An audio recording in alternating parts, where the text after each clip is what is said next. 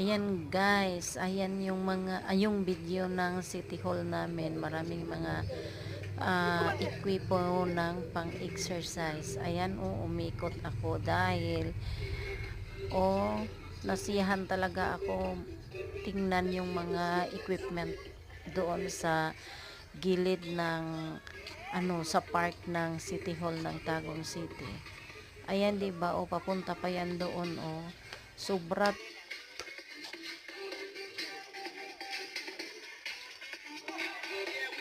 Ayan, guys, sobrang daming equipment,